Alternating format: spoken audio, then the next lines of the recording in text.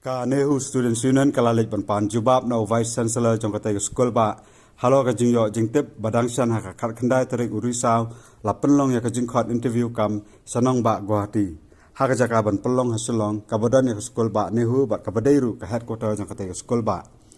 ka Nehu Students Union harim bakalayo jing tip balai teli ki kam bakanthop ka post University Engineer ka post Controller of Examination ba Librarian la penlong ha Guwahati mentak si kelai kendo ya UVC ban jubab halor katai.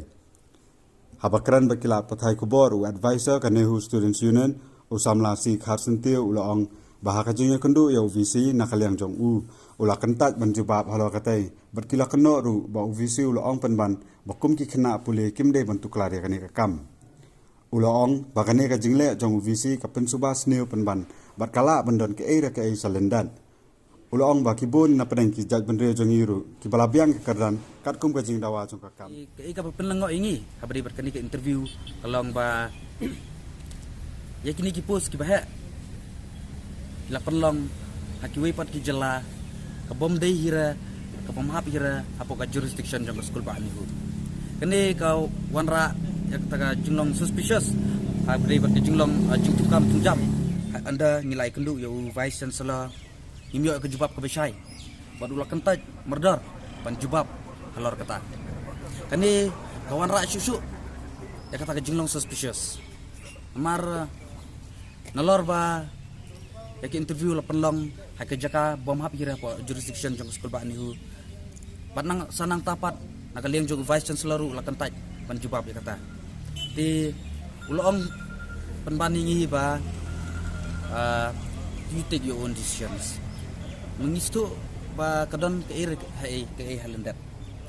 amar ba akini ki pos paper kidon ki bro nak judge bro ke jungiru ki balong eligible pat ki bala dep tepru akini ki pos le ke jing penlong jung kino hakiwe pat ki jela kalong kedau syai ba kidon ke halendat ban yo ki bro ban bar jela te nakaliang jungi ki artillery union ro nilai por news ni uban jubab tada ujubab na ujubab ru kat kumba ujubab mana di kemut ba ngin sasyem di kuwi pat kilinti beri bet pelong di habari bet ki candidate suru hatu ki candidates lada ki kwa ban wan hikai po niu kada ki kwa ban wan tre po skul ba niu hatu ki mla sa ban pen poin po gohti sipo nong ba selong tada ki don kata gajing terang ban wan tre hane po skul ba niu ka kan eu ki ban wan interview apo skul ba niu di habari berki presidential nominee ro